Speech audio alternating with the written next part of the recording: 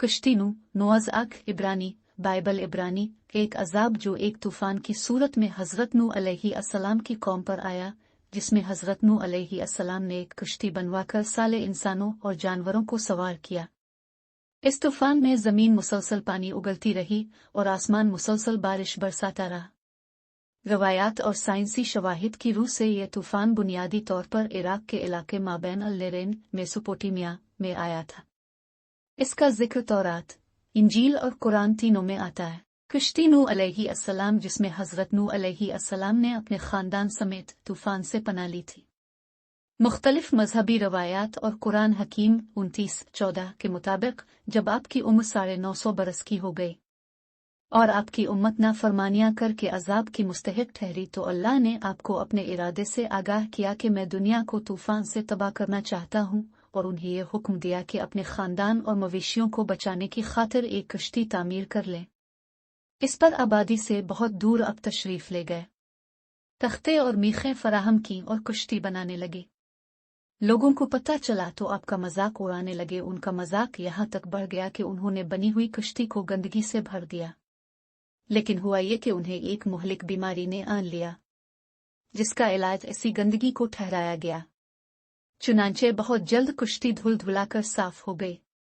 आखिर एक रोज अल्लाह के हुक्म से अल-तन्नूर के मकाम से पानी उबलना शुरू हुआ और बहुत जल्द रोए जमीन पर फैल गया। नूह और उनके घर वाले अल्लाह का नाम लेकर कश्ती में बैठ गए।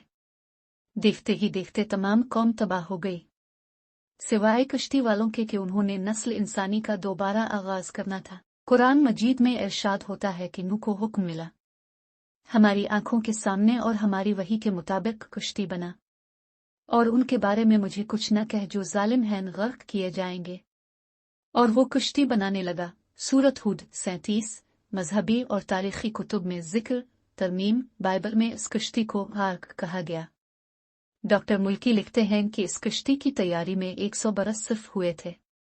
कश्ती का तूल 300 हाथ, 50 हाथ और ऊंचाई 30 हाथ थी, और अगर एक हाथ की लंबाई 22 इंच मानी जाए तो ये कश्ती 547 फुट लंबी, 91 फुट चौड़ी और 47 फुट ऊंची थी। अलबीनादी लिखता है कि इसकी तामीर पर 2 बरस सिर्फ हुए थे। इसमें 3 मंजिलें थीं। इसमें नूह, उनकी बीवी, 3 बेटों और बागोहे के अलावा मुख्तलिफ अक़साम के परिंदे और हैवानात भी जमा किए गए थे। इसके बाद तूफान शुरू हुआ और आन वाहिद में तमाम इलाके को अपनी लपेट में ले लिया, हत्ता कि पहाड़ियां भी पानी में छप गई। यह तूफान 40 दिन तक बराबर जारी रहा। कई माह तक कश्ती समंदर में बहती रही और आखिर 7 माह बाद को अरारात से जा लगी। कुरान मजीद में को जोदी दर्ज है। हूद 44। मुफस्सरीन के मुताबिक शाम में जोदी नाम का जजीरा वाक़े है, जहां ये पहाड़ मौजूद हैं। अक्सर उलमा ने को जोदी ही को अरारात कहा है। नूह की कश्ती आलमी सैलाब, कदीम समीरी दास्तानों में जो उनकी मिट्टी की तख्तियों पर रकम की गई थी, जलजमूस का और उसके तूफान का जिक्र है, जिसमें बताया गया है कि कश्ती की 6 मंजिलें और 7 दर्जे थे, और हर मंजिल के 9 हिस्से, और ये कश्ती को नस्ब पर जा लगी। किसदी रवायात में है कि हैसदार जो अकेला तूफान से बच गया बयान करता है कि हियदयूता मुझे दिखाई दिया, इसमें मुझे खबर दी बनी आदम को इसके गुनाहों के सबब तबाह बर्बाद करने की। सो तो इतनी लंबी कश्ती बना, अपना अनाज, असबाब, दौलत और बांदियां हैवानात भी इसमें जमा कर ले, इसका दरवाजा मैं खुद बंद कर दूंगा। कदीम मिस्रियों के नजदीक नूह की कश्ती का नाम गिल था, जो लकड़ी का एक बहुत बड़ा तैरता हुआ मकान था। आर्या और हिंदी रवायात में देव कल्याण और उसके खानदान के सवा तमाम लोग तबाह हो गए। एक संदूक इसकी हिफाजत के लिए मुहैया किया गया था, और वो जिस वक्त इसमें दाखिल हो रहे थे तो तमाम जानवर, चरिंद परिंद भागते हुए आए और इसमें दाखिल हो गए, और जब तूफान थम गया तो कश्ती पारनासस की चोटी से जालगी। कदीम पाक व हिंद में हनूद रवायात मिलती है। महाभारत में तूफान के हीरो ऋषि मन्नो का जिक्र है। एक मछली ने इसे तूफान से आगाही दी और कश्ती बनाने को कहा। तूफान के बाद कश्ती इमारत की चोटी से जा लगी। तब मन्नो को पता चला कि मछली के रूप में ब्रह्मा इससे मुखातिब था। ईरानी रवायात में भी एक तूफान और एक जहाज का जिक्र है।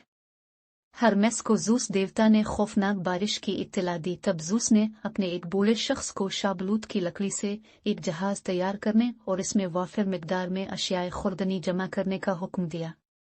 जब इस मर्द ज़ईफ ने और उसकी बीवी पीरू ने जहाज में दाखिल होकर दरवाज़ा बंद कर लिया तो जूस ने तूफान बर्पा कर दिया। 40 रात मीनह बरसा। आखिर कशी पर नाक की चोटियों से आन गई। अमरीकी कबाइल नावा में भी बाबुली सेरी दास्तानों से मलती जलती दास्तानें मौजूद हैं। उनके देवता तिलान ने नत्ता नामी एक शख्स को सनोबर का दरख्त खोखला करके एक कश्ती बनाने को कहा ताकि नत्ता अपनी बीवी नीना समेत आने वाले तूफान से पिच सकी। उन्हें अपने साथ मकई का सिर्फ एक भुट्टा ले जाने की हिदायत की गई थी। ऊपर बयान शुद्ध रवायत की बड़े तूफान का जिक्र करती हैं जिसमें कोई कश्ती इस्तेमाल की गई थी। यह तूफान नूही था और ये कश्ती आर्क थी।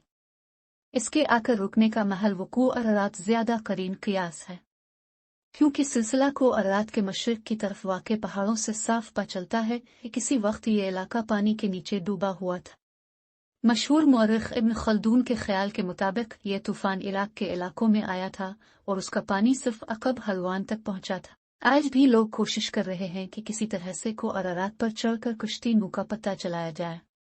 1829 में जर्मनी के प्रोफेसर पिट ने सबसे पहले अरारात पर चढ़कर देखा तो चोटी को गोल चबूतरे की मानंद पाया जो ठोस दीगी बर्फ से दबा हुआ था। एक हुआबाज का कहना है कि उसे बर्फ के नीचे बहुत दूर एक सियाह धब्बा दिखाई दिया है और शायद इसमें वाक़ है।